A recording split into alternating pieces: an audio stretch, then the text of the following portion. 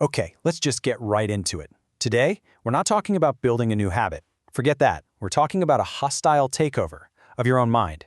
It's this radical idea designed to force a complete, total identity reset in just 1 week. And this really frames the stakes, doesn't it? It's a stark choice.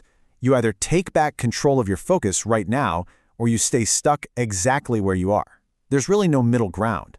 The next 5 years of your life are literally being decided by what you do with your attention today. So you're probably thinking, okay, but I've tried the 30-day challenges, the habit trackers. Well, the core idea we're digging into today argues that that whole approach is fundamentally broken. It's actually setting you up to fail before you even start. Let's just look at the contrast here. The 30-day method, it's like this slow, painful negotiation where you're trying to build a new you while you're still feeding the old you little hits of junk dopamine. But the 7-day ultimatum is completely different. It's total abstinence. It's designed to starve that old identity into submission and just force a hard reset. And let's be super clear. The goal here isn't to just muscle through with sheer willpower. No way. This is a full dopamine detox. We're talking no social media, no streaming, no junk food. You're trying to kill the cognitive load of even making choices, of resisting temptation, until your brain has literally no other option but to change. In this whole process, it unfolds in 3 pretty distinct phases. First, you've got the withdrawal, then you enter what's called the void, and finally, you experience the shift. Let's break down exactly what's happening in each of these stages. Okay, so phase 1, the withdrawal, the first 48 hours, they're described as just pure negotiation with the person you used to be. This is the trenches. This is where the real fight happens. And this fight, it's physical. We're talking actual withdrawal symptoms, like physically twitching for your phone, headaches, this constant low-grade agitation. See, it's not just in your head. Your body is chemically dependent on that distraction, on the cognitive load of constantly switching from one thing to another. This right here, this really gets at the mental battle. That little voice in your head whispering, just check one thing. That's not a sign that you're weak. According to this idea, that's the old version of you, the one built on distraction and avoidance, and it is fighting for its life. It knows that one little peak is all it needs to drag you right back. And this is the first major breakthrough you'll have. That hollow, restless feeling of boredom, you're told not to run from it. You're supposed to embrace it.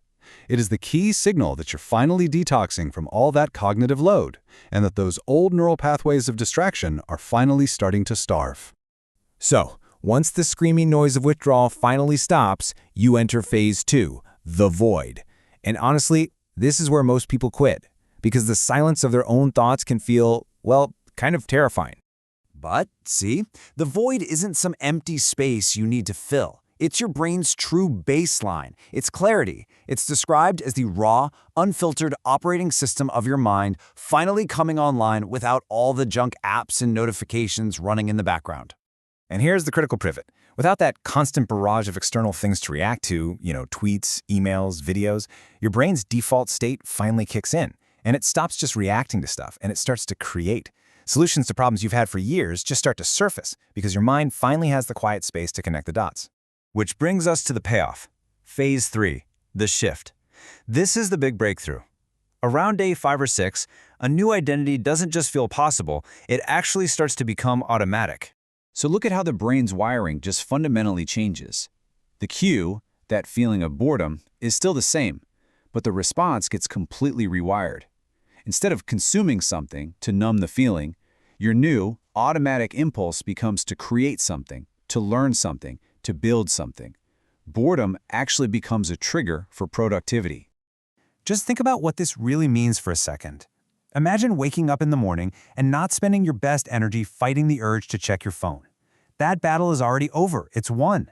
All of that willpower, all that peak brain power is now redirected from playing defense against distraction to playing pure offense on your actual goals. So the 7 days are over. Now what? Well, the goal was never to live like a monk forever. It was to break the addiction to cognitive load. You can start to reintroduce things, sure, but you do it from a position of strength, not need. And there's one single rule you have to follow to make it all stick. Just one single rule. That's it. This one thing is what makes the whole reset permanent.